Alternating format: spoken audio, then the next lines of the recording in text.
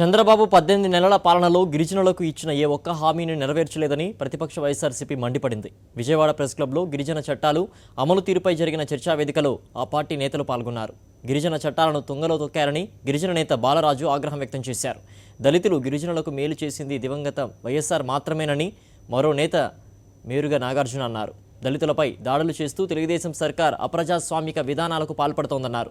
చంద్రబాబు తక్షణమే బాక్సెట్ జీవోను ఉపసంహరించుకోవాలని, గిరిజన సలహా మండలి ఏర్పాటు చేయాలని వైఎస్ఆర్సీపీ నేతలు డిమాండ్ చేశారు.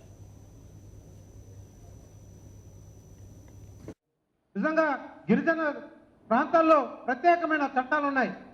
మరి ఆయనకు తెలియవని అడుగుతున్నాను చంద్రబాబు నాయుడు గారు. ఈసా యాక్ట్ ఉంది, 170 యాక్ట్ ఉంది, అదేవిధంగా ఎల్టీఆర్ యాక్ట్ కూడా ఉంది ఏజెన్సీ ప్రాంతాల్లో.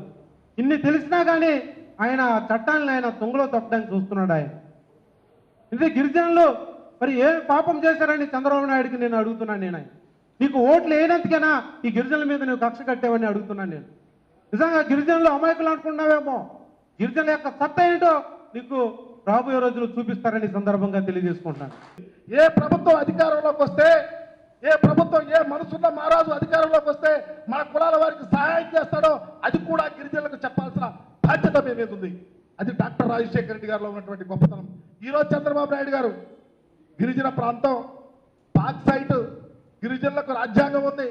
షెడ్యూల్ 5 ప్రకారం ఖచ్చితంగా ఆ ప్రాంతంలో గిరిజనులకు ఎలాంటి అసౌకర్యం ఉన్నటువంటి దాన్ని అంటుకోకూడదని చెప్పి నీవు ప్రతిపక్షంలో ఉన్నప్పుడు వ్యతిరేకం చేసి ఈ రోజు నువ్వు డబ్బు కోసం మా కులాలను, మా పేదవారిని, మా గిరిజనులను, మా ఆదివాసీలను మరి భక్షిస్తానికి నువ్వు జీవో నంబర్ 97 తీసుకొచ్చేవే, దాని పరిస్థితి ఏంటని అడుగుతా ఉన్నా. ఎందుకు తీసుకురావాల్సి వచ్చింది? ఈ రాష్ట్రంలో గిరిజనులు బ్రతకడానికి అవకాశం లేదా?